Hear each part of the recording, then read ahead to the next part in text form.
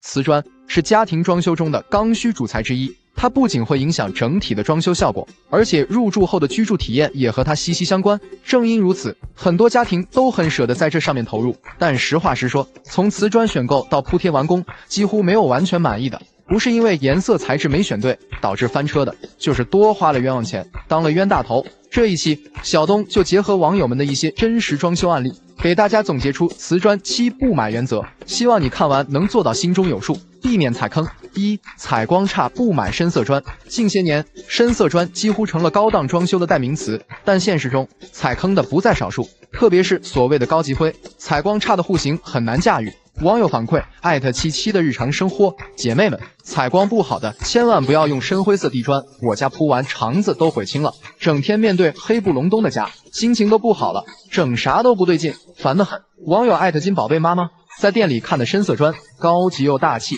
但铺到家里傻眼了，房间显暗又压抑，白天不开灯根本不行。听劝，采光差千万别选深色砖。2、无主灯不买亮光砖。无主灯设计大气又有氛围感，很适合大平层和极简装修风格。如果你家考虑做无主灯，切记要避开亮光瓷砖，否则就是大型翻车现场。网友反馈康仔妈咪，我家就是无主灯设计加亮面瓷砖翻车了，铺完的效果神似水帘洞，装完试灯时才发现问题。灯光照在瓷砖上，反射到天花板，形成一条条的水波纹，好郁闷。网友爱搬砖的小姐姐，家人们猜坑了，选了最流行的无主灯，看着效果还是不错的，可是开灯后彻底傻眼了，灯光反射全部照射在天花板上了，晃得我眼睛都要瞎了。无主灯真的不能搭配亮光砖呀。3、小户型不买大尺寸地砖。瓷砖的尺寸越大，砖缝越少，铺完的效果越大气，这一点毋庸置疑。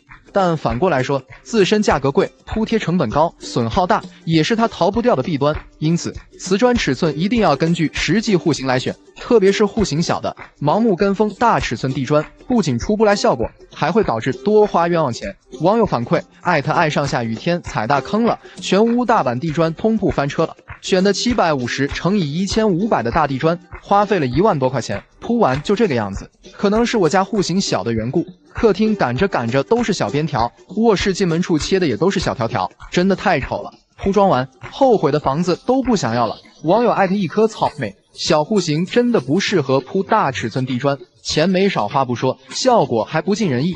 我家的这个小边条真的是越看越难受。4、预算低不买木纹砖。这几年随着奶油风、原木风的盛行，也带火了木纹砖。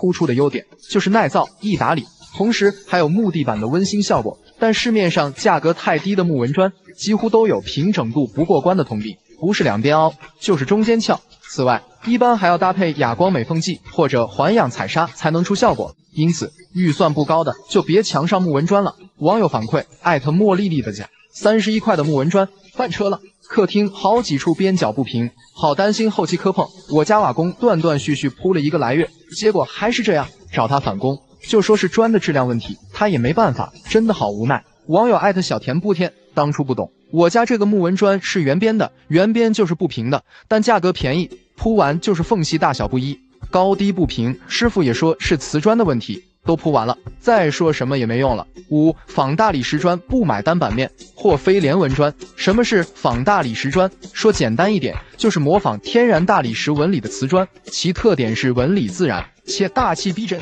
比如近些年比较流行的鱼肚白、爵士白等花色都是仿大理石砖的一种，但选这类瓷砖，不管是用于墙面还地面，一定不要选单一板面或是非连纹砖，否则铺贴完的效果就是花纹重复且呆板不连贯，妥妥的翻车现场。网友反馈李大拍，我家卫生间选的鱼肚白花纹瓷砖翻车了，实在忍不住发出来吐槽一下，每一块砖的花纹都是整整齐齐一模一样的，看起来像公共厕所一样，丑得要死。网友小熊抠肚脐，心塞，我家厨房选的爵士白墙砖翻车了，买瓷砖的时候单看1、2片还挺好，没想到大面积铺完才发现只有2个花纹，而且还不连纹，怎么铺怎么丑，真难为师傅了。6、厨卫不买哑光砖。哑光砖的特点是耐磨、防滑，而且质感突出，所以很多家庭都把它作为卫生间装修的第一选择。但哑光砖表面通常都是凹凸不平的，会有细微的颗粒感，这就导致它容易藏污纳垢，不好清洁。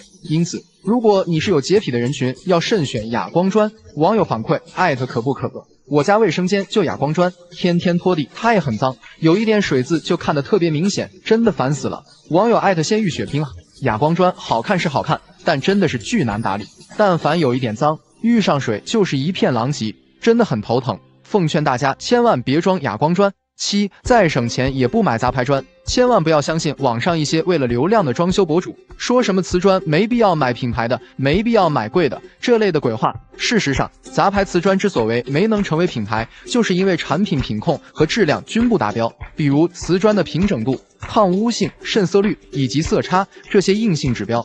但如果你不是专业人士，很难通过肉眼来辨别瓷砖的好坏。如果只是图省钱，去盲目选择杂牌瓷砖，铺装完才发现瓷砖崩瓷、磨损、色差严重，到时候后悔也来不及了。因此，瓷砖建议首选大品牌的，虽然价格会略高一点，但起码产品质量和品控都有保障。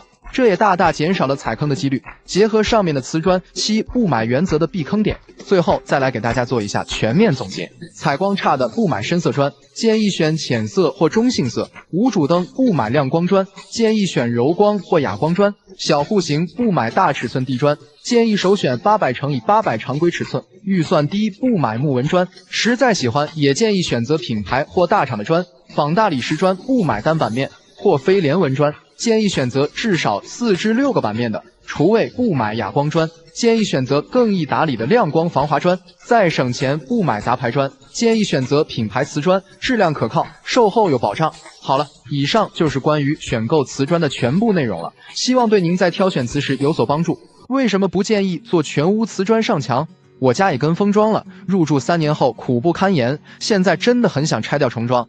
不得不说，在前些年，瓷砖上墙是相当流行的装修方式。其凭借干净整洁、耐用、易清洁，并且看起来高端、上档次等优点，深受装修业主们的喜爱。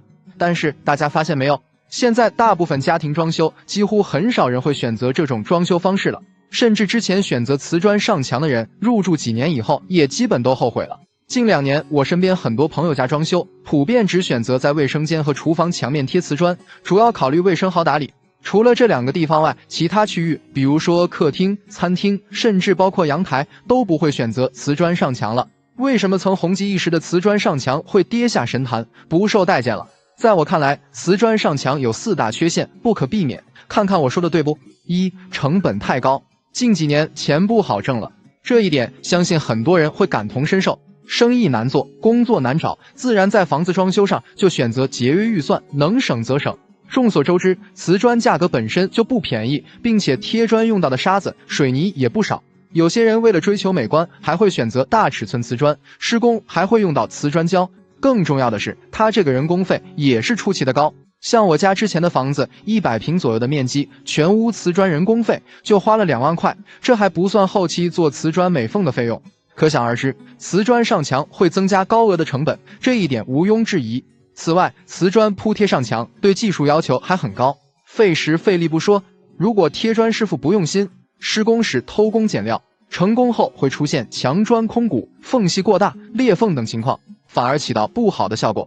所以说，不选择瓷砖上墙，不仅能规避上面的这些问题，同时还能够节约成本，把钱花在刀刃上。2. 安全性差。瓷砖上墙，很多人会担心瓷砖空鼓脱落，但这个问题真的不可避免。现在的瓷砖基本都是低吸水率的全瓷砖，瓷砖背部的孔隙都很小，所以对粘贴材料要求特别高，就算手艺好的贴砖师傅也会有空鼓脱落的风险，存在安全隐患。网友艾特阿宁呀，太吓人了，正在洗澡的时候听到一声巨响，马桶上方的瓷砖掉下来一大片。万幸的是，我在淋浴区，如果当时在上厕所，后果不堪设想。后来找专业人士上门查看，敲了敲墙面，全是空鼓。网友艾特疯狂被婚记，刚装修好的新房还没住多长时间呢，这个瓷砖背景墙就砸下来了。万幸的是，人不在家里，而且瓷砖上墙如果空鼓脱落了，后期不管是修复还是拆掉重装，都会增大难度。严重的话，还会因为拆除的时候影响墙体受到损伤。所以，为了杜绝麻烦和安全隐患，很多人装修也不再选择瓷砖上墙。3. 会凝结水珠。瓷砖上墙除了有安全隐患外，还有一个缺点，就是表面容易凝结水珠，特别是南方地区的朋友会深有感触。如果遇到潮气闷热的天气，或是回南天，家里的墙面的瓷砖上全是这个水汽，源源不断的，刮不尽擦不完，真是苦不堪言。网友莫小丽，最近天气温度突然高了，兴许是冷热交替的缘故，下班回家看到瓷砖墙面都是水，小水珠滴滴答答落下来，真的是水帘洞不过如此。如果说瓷砖表面凝聚大量水汽，不但会影响墙面美观性，还会造成墙体受潮发霉，严重的话还会影响房子的建筑寿命。比如说墙体或楼顶出现裂缝，搞不好下雨天这个墙壁和楼顶甚至都会渗水。4. 缺少温馨感。瓷砖上墙虽说看上去高端上档次，同时还便于清洁和维护，但这种装修方式也是有利有弊。比如说瓷砖的手感冰冷，如果是冷天的时候碰到这个瓷砖就一股寒气，特别的不舒服。此外，如果家里地面墙面全部贴瓷砖的话，会给人一种冷冰冰的感觉，就是说整体效果会缺少家的温馨感，回到家后就有一种很阴冷的感觉，不温馨不舒适，居家的幸福感也会下降。网友来因和盼的爱完犊子了，瓷砖上墙踩坑，花了几十万的装修，被亲戚朋友吐槽是妥妥的澡堂风，重装成本太高，只能选择妥协将就了。网友张小姐，千万别选瓷砖上墙，真的丑爆了，钱没少花，一点家的温馨感没有。被很多人吐槽说像什么公厕、澡堂、冰窖，甚至还有说是酒店大堂的，现在要哭晕在厕所了。而且瓷砖不比乳胶漆和壁纸、墙布，选择的花纹和颜色都比较少，全做瓷砖上墙不仅很难搭配家具和软装，还不能营造出舒适的氛围感。总的来说，这个瓷砖上墙就是个费力不讨好的装修方案，完全是个鸡肋。大家在权衡利弊以后，谁也不想给自己装修留麻烦，能省钱省事，何必自找苦吃？所以这个瓷砖上墙热度下降，不受业主们的待见了，也是必然的结果。再次奉劝大家，在装修时如果打算做瓷砖上墙，一定要深思，看以上这些缺点是否能接受，避免钱花了，入住后再后悔也来不及了。为什么不建议做全屋瓷砖通铺？当初不听劝，坚持全屋瓷砖通铺，如今入住2年后，真的是有苦难言。有一说一，全屋瓷砖通铺在前些年是非常流行的装修方式，凭借整体性好、延展性强、易于清洁打扫，并且看上去更显美观大气等优势，深受业主们的喜爱。但是不知道大家发现没有，现在网络上对于瓷砖通铺的差评越来越多了，甚至让很多人抱怨说，所谓的整体美观在缺点面前根本不值一提。为什么红极一时的全屋瓷砖通铺没火多久就不受业主们的待见了？结合我家自身的情况以及一些网友家的真实反馈，总结了瓷砖通铺的4大缺陷，大家一起看看我说的对不对。1. 瓷砖损耗大。不得不说，全屋瓷砖通铺相比传统的过门石铺贴方式，整体性更强，空间不会有割裂感，而且材料统一，看起来比较舒服，尤其是墙地通风的效果也会让空间更显大，但付出的代价就是必然会浪费更多的瓷砖，这一点毋庸置疑。因为空间面积尺寸大小不一样，所以就会产生瓷砖切割的情况，剩下来的边边角角很难被2次利用，因此瓷砖损耗大是避免不了的。就拿我家来说，套内120平方280片800×800的瓷砖，完工后只剩下16片，其中厨房墙面还用了卖家赠送的12片杂砖，最后算了一下损耗率，竟然达到了 33%。 像我家这种情况并不是个例。网友海绵宝宝的家说，之前想过全屋铺瓷砖会有浪费，但完工后还是觉得多的有点离谱。我家建面才88平，铺贴前还找了设计师出排版加加工尺寸，结果买了212片砖，就剩3片，这太不合理了吧。所以说，无论房子面积大小，瓷砖选择什么规格，只要是全屋瓷砖通铺，那损耗率至少是传统铺贴的2至3倍以上。2. 装修成本高。很多人在装修前会认为全屋瓷砖通铺选择一种材料会省钱，但事实情况却恰恰相反。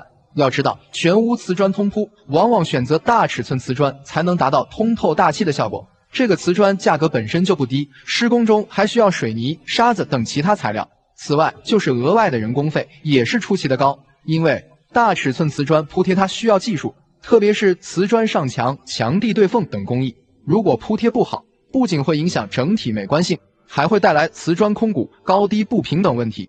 所以说，瓦工的技术越好，工人的要价就越高，对于普通家庭来说，又是一笔不小的开支。网友慢慢的妈咪说，第一次装修有被惊呆到，万没想到瓦工的工费竟然比瓷砖还贵。坐标18线小城市，建面114，套内85，通铺800×800的瓷砖，铺贴总价花了8350，费用贵得让人吐血。网友艾特小草莓的家说，全屋瓷砖通铺，好看是好看，但真的贵啊！如果是小户型、低预算，真的要劝退大瓷砖。我家套内才80多平，当初想着买大砖可以1片抵2片用，结果房子小，浪费了好多砖，看着真心疼。当初对工费也没概念，找了手艺比较好的师傅，没想到工费花了9000块。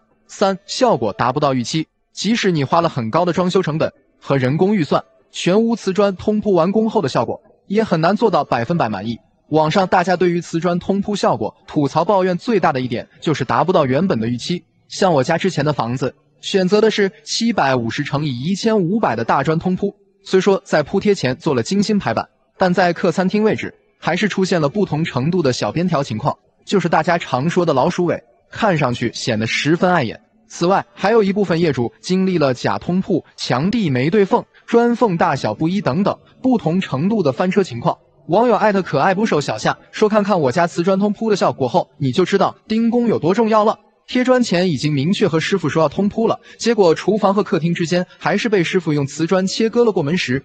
这种假通铺效果实在是丑，对师傅而言就是方便施工，不想返工的话只能硬着头皮接受。总之，全屋瓷砖通铺或多或少会出现不尽人意的情况，让人有苦难言。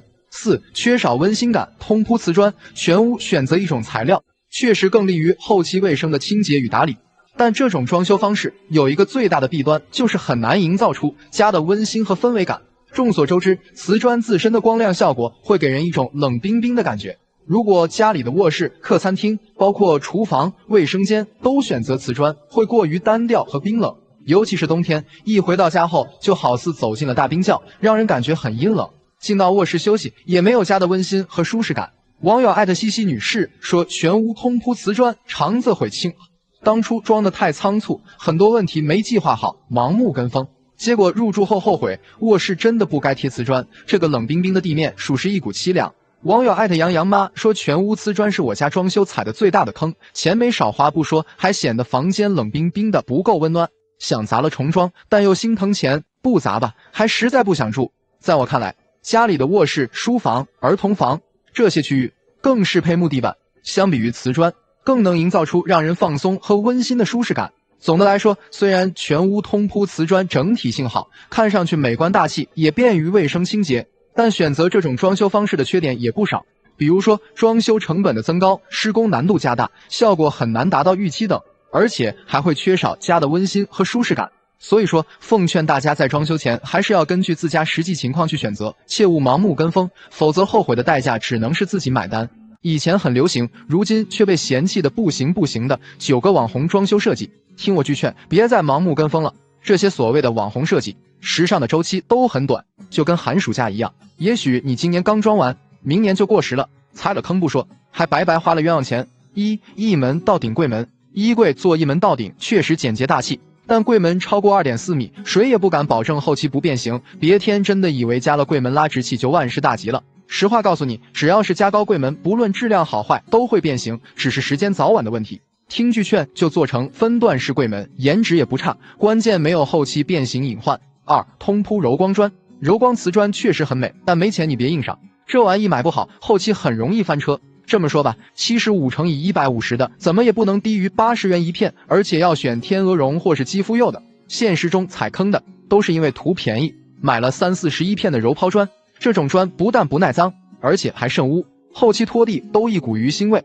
3. 梦幻帘，梦幻帘飘逸的质感一定是各路小仙女的最爱，但装了梦幻帘的，我劝你别开窗，不然风一刮，那就像被吹散的刘海，老丑了，而且脏了你还不能洗，洗过一次就皱皱巴巴的，一点垂感都没了。所以客厅窗帘不如就选了普通的纱帘，性价比高，后期还容易打理。4. 悬空电视柜，说是既兼顾颜值和收纳，又能杜绝地面卫生死角，但悬空电视柜做短了不好看，做长了容易下坠变形。换句话说，就是花钱多还有隐患。你说你装它图个啥？就算不变形，那墙体裂缝、乳胶漆开裂，你能接受吗？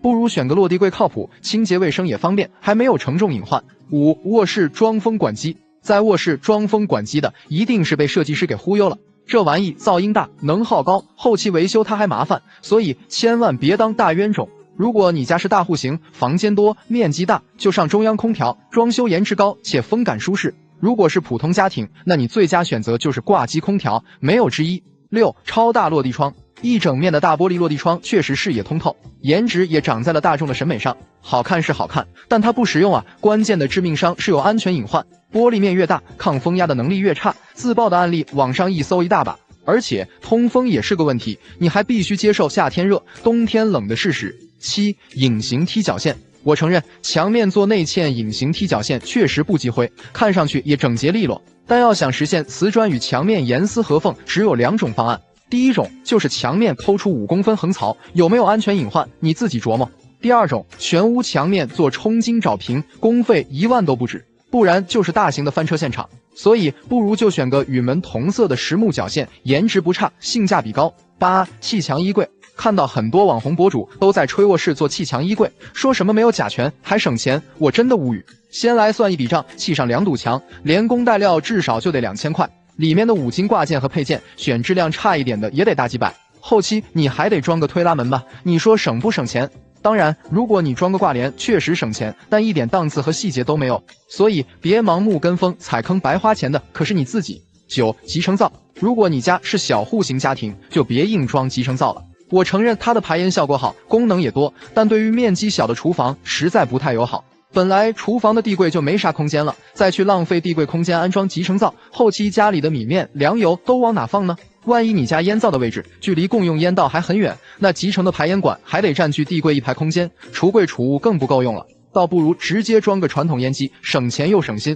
买房的时候，你觉得什么最重要？有人觉得地理位置重要，有人觉得户型面积重要，有人觉得是否有学区很重要。不管是哪一种认为，终究目的都是为了当下能买到舒服好住的房子，并且这套房子以后还能有升值空间。但是很多时候，出于经济条件的影响，我们不得不把自己的想法和选择退而求其次。就比如我家第一次买房时，选到了满意地段的楼盘，还有自己看中的学区，奈何想要的楼层全都售罄，最终定了2楼的房子。作为低楼层，住在2楼有着高层住户最羡慕的优点，不用等电梯。总层高31层的楼房，电梯于我而言是可有可无的。不管早高峰晚高峰，我到1楼只需要半分钟，甚至可以直接走到地下室开车停车，都比较方便。相比较之下的高层住户就没有那么舒服了，他们每天要多花至少10分钟时间去排队等电梯，如果遇到电梯检修、维修或者停电的时候更是麻烦。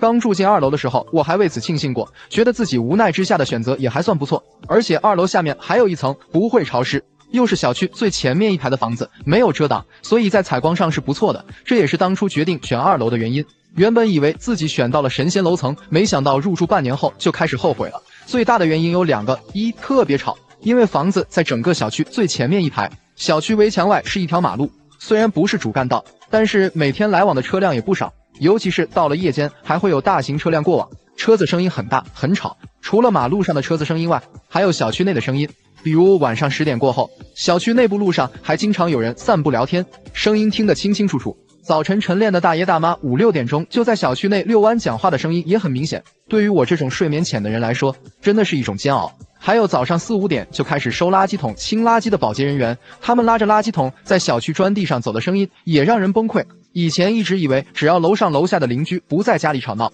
自己家就是安静的。住了2楼以后才知道，原来1楼路面上每天是如此的热闹。2、反污水。和太吵闹相比，我最不能容忍、不能接受的就是2楼反污水，这也是让我坚定换房的原因。买房前没考虑那么多，住进来后才听别人说2楼很可能会反污水，想着也只是一个概率问题，毕竟现在大家素质都很高，应该也不会有人往下水道乱扔东西导致管道堵塞，所以一直抱着侥幸的心理。直到我家卫生间的地漏开始往上冒污水的时候，我才明白2楼反污水是一定会发生的，侥幸是没用的。楼下1楼的下水管是独立排水，我家是2楼，也就是管道最末端的一家。管道底部堵塞以后，污水就顺着管道跑到我家了。还好发现的及时，没有造成太大的损失，要不然我刚装修好不到1年的房子就废了。出现了反污水的情况，物业只配合疏通管道，并不愿意承担任何责任。楼上几十层的邻居更不会承担，倒霉的只有自己。新房才住了没多久就出现这种情况，我自然是不能接受的，但是一时半会也没钱买别的房子，只能自己想办法了。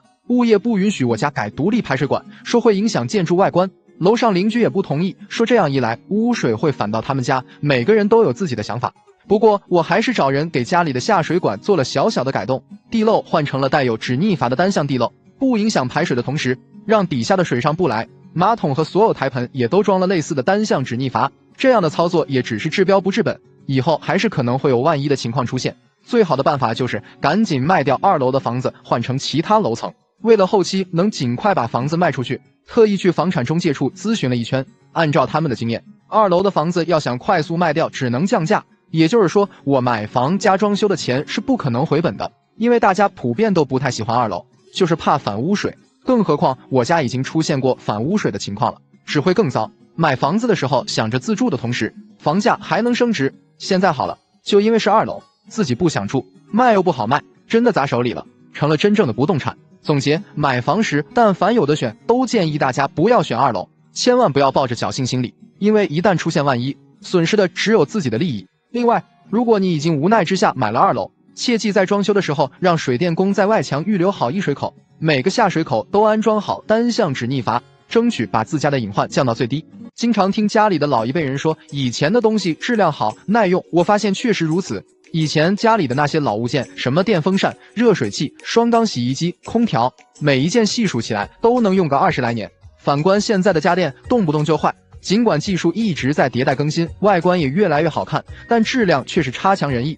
这一期就给大家盘点7个良心坏透的家电，就算商家说破天，也劝大家别再跟风买了。1. 带语音的马桶。真的很好奇，马桶是什么时候归类到家电领域了？原本是个卫生间的洁具，结果在商家的不断升级换代后，硬生生给演变成了智能家电。我承认，智能化的马桶确实给生活带来的便捷性，比如感应翻盖、自动冲水、座圈加热等等，但有些花里胡哨的功能完全是为了吸引眼球设计，可以说毫无用处可言。就比如手机 APP 操控、语音对话功能，甚至还能让马桶播放音乐，完全忽视了马桶原本的功能是什么。大家在购买时千万要慎重，别被无用的噱头麻痹了双眼。2. 零冷水热水器。有了零冷水功能，就能让家里一直拥有即开即热的恒温水，是不是听着就觉得很爽？但我劝你别冲动，1个月之后你去看看你家的那个燃气费，或许能让你的心凉一大截。比起浪费燃气和浪费水，自己算算都知道哪个更划算。还有，安装前要是没有预留回水管，那不管你家哪个地方用水，它都给你出热水。你猜对了，冲厕所的马桶水也是沸沸扬扬的。所以零冷水这个功能，选热水器的时候真的要酌情选择，先考虑好燃气的费用，再决定到底用不用。3. 会制冷的烟机。你敢想象现在的油烟机居然还能当空调用，似乎完美解决了夏天厨房做饭遭罪的难题。但你仔细想想，这种集成化的电器设计完全就是个噱头，正常空调制冷都需要外机支撑，而这种制冷油烟机仅仅是在内部搭载个制冷压缩机，制冷效果能好到哪去？此外，厨房油烟大，久而久之还容易造成压缩机的损坏，价格方面更是贵得离谱，也难怪没火多久就销声匿迹了。4. 自动炒菜机。听名字很高大上，以为是厨房小白的福音，实际上是妥妥的智商税，因为根本做不到解放双手，全程备菜、洗菜、切菜都需要自己完成。开机后还得按照它的提示要求，再按照顺序放入食材、调料。有了它后，只不过为你省去了翻炒的这个动作而已，做完饭还要手动清洗机器，一点不比自己动手做饭省事。现如今放在二手平台都无人问津了。5. 烘干功能晾衣架。如今的晾衣架也经过大刀阔斧的改造后，成为了家居智能电器品类。相比于传统晾衣架，功能上也更加丰富，尤其是电动升降以及夜间照明功能，确实解决了生活痛点。但有些功能纯属为了加钱而设计，就比如烘干和除菌功能就很鸡肋。所谓的热风烘干原理类似于吹风机，上面的衣领都吹变形了，衣服下面还湿漉漉的，紫外线杀菌更是扯淡，还没有阳光晾晒效果好，就算商家吹得再好，也不建议大家买。6. 带大屏的冰箱。现在的家电但凡和智能扯上关系，价格就要翻1倍，但高端就一定好用吗？真的未必。就拿智能冰箱来说，完全就是噱头营销，实际上就是在冰箱面板上加了一块能上网的大显示屏，说是能提供菜谱、刷视频、放音乐，甚至点外卖。但冰箱的本质功能就是冷藏和冷冻，这些高科技的附加功能真的很鸡肋，完全用不上。谁会站在冰箱前刷视频、追剧？那要手机和平板干嘛？更离谱的是，这种冰箱不但耗电量增加了，还疯狂的给你推送广告。7. 垃圾处理器。厨余垃圾处理器名字听起来很高大上，堪称是懒人福音，实际上坑的就是懒人。你以为安上它就完事大吉了，从此告别每天扔垃圾的烦恼，但现实情况并不能。这玩意不是所有厨余垃圾都能处理，特别是大骨头、鱼鳞、果皮等都要单独挑出来，不然分分钟就毒给你看。还有使用时也不是很省心，还有配合水龙头，用水流一点点把垃圾送进去。就是说，如果你但凡懒一点，选择直接倒的话，它自己还是会堵。所以被网友们戏称为厨房垃圾，费水，容易堵，使用麻烦不说，工作时嗡嗡嗡的那个噪音声，关门都挡不住。总之，看似高科技、好看却不实用的智能家电，远远不止这几个。所以，奉劝各位，选购任何家电都要了解清楚它的是否和自己的使用需求匹配，不要被花里胡哨的无用功能给蒙骗了。